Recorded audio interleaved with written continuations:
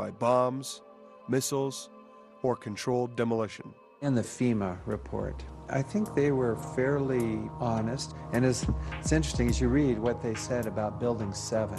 So, I'm reading with great interest. At the end, they say, well, our best hypothesis, now, this is the fire and damage hypothesis. That's the only hypothesis they looked at seriously. Okay, so our best hypothesis, they said, has only a low probability of occurrence. And I'm saying, that's right. That's exactly right. Why don't you quantify that? But they didn't quantify it. But they did admit, it has only a low probability of occurrence, and that's to their credit. The 9/11 Commission didn't even mention Building 7 collapse, The first column to collapse is column number 80, which was untouched by any structural damage. This is evident in the fall of the east penthouse, supported by column number 80.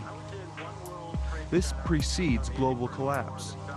But what happens next, several seconds later, is not so easily explained. Looking at photos of the building after its collapse, it is clear that the entire cage of interior columns failed. The structure piled into its own footprint.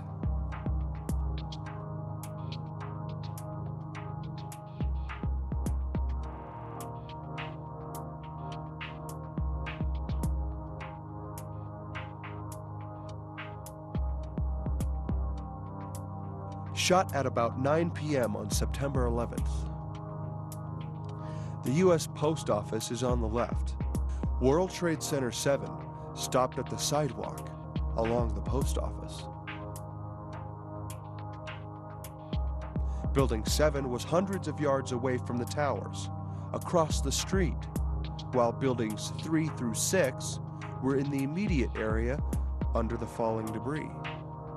They received massive amounts of direct impact from the falling towers and maintained their integrity, and did not pancake.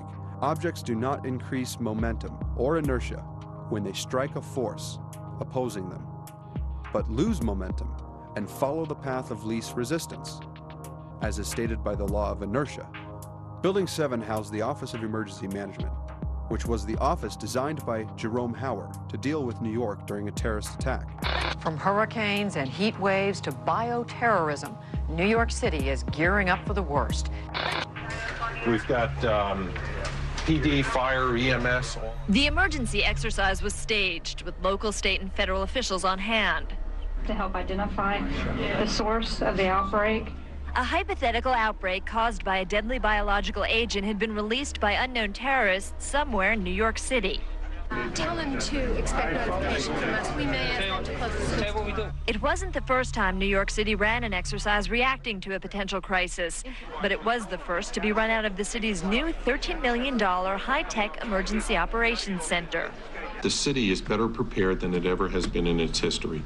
The new facility is located in downtown Manhattan, across the street from the World Trade Center's Twin Towers. The command center on the 23rd floor is bulletproof and bomb-resistant, with its own air supply and generators. It's linked to city airports, the Coast Guard, and the Pentagon.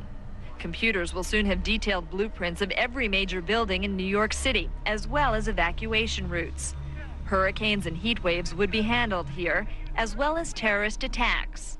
Particularly when it comes to biological terrorism, no city is where we're at.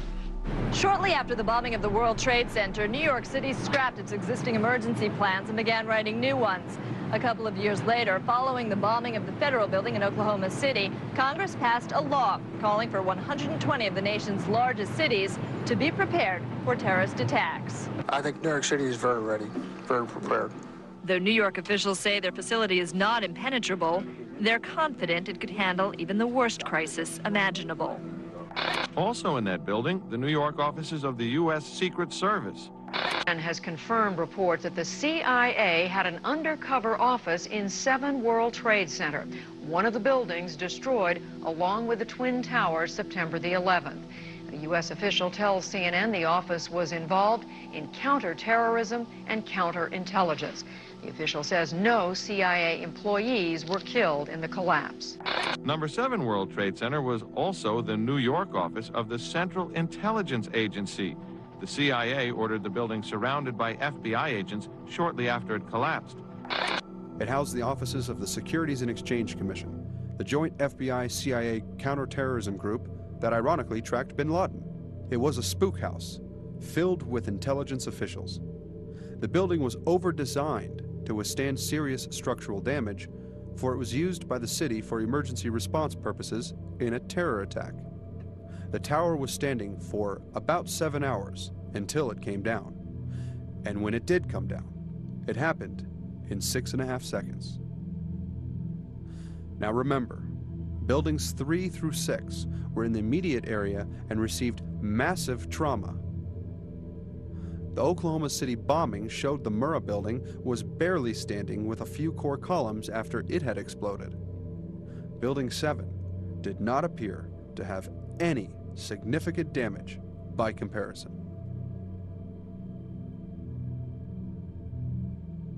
The Wells Fargo Center in downtown Denver is 52 stories high, while the Quest building is 53 stories, and Denver's tallest skyscraper, the Republic Plaza, 56 stories.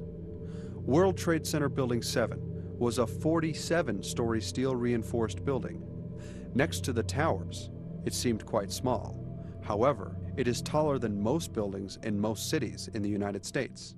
It is roughly the size of the Quest building in the Denver skyline. News agencies quickly reported that the building fell due to fires. However, there was just one problem. CNN and the BBC reported the collapse of the building around 30 minutes before it actually happened. The complex is on fire and has either collapsed or is collapsing, and you, to be honest, can see these pictures a little bit more clearly than I, but building number 7, one of the buildings in this very large complex of buildings that is the Trade Center, there were, and that is the right way to put it. Now, more on the latest building collapse in New York. You might have heard a few moments ago, I was talking about the Salomon Brothers building collapsing, and indeed it has. Apparently that's only a few hundred yards away from where the World Trade Center towers were. And it seems that this was not a result of a new attack. It was because the building had been weakened during this morning's attacks. We'll probably find out more now about that from our correspondent, Jane Stanley. Jane, what more can you tell us about the Salomon Brothers building and its collapse? Well, only really what you already know. Details are very, very sketchy. There's almost a sense... As the building collapse is discussed for almost 20 minutes, the feed of Jane Stanley is cut seconds before the building actually does collapse. Many of us, when we heard the news, perhaps on the radio earlier today, were completely flabbergasted by it and just couldn't comprehend it. I mean, it almost sounded too far-fetched. I was wondering what it's felt like for you being in Manhattan. Well, unfortunately, I think we've lost the line with Jane Stanley in Manhattan. Perhaps we can rejoin her and follow that up later. And next thing you know, there's firemen grabbing all their equipment, and there was a whole bustle and shuffle of firemen going on. He goes over, he talks to the fireman, he comes back with his hand covered over the radio, and he's like, you know, just sit tight, calm down, calm down, you know, it's all right. He finally has this face that is like he was heartbroken. He's like, just run for your life. Kevin McPadden is a paramedic who worked in rescue and recovery on 9/11. Here is what he has to say about the building collapse of World Trade Center 7. He went over and he talked to one of the, through all the commotion, he goes over and he asked one of the Red Cross, or one of the firefighters, what was going on. I guess, I don't know if he got an answer or not. He came back over with his hand over the radio, and it sounded like a countdown. And at the last few seconds, he took his hand off, and you heard 3, 2, 1, and he was just saying, just run for your life, just run for your life. And then it was like another 2, 3 seconds, you heard explosions, like boom. It's like a distinct sound. It's not like when in compression, like boom, boom, boom, boom, boom, like floors that were dropping and collapsing. This was boom, and like you felt a rumble in the ground, like almost like you wanted to grab onto something. That, to me, I knew that was an explosion.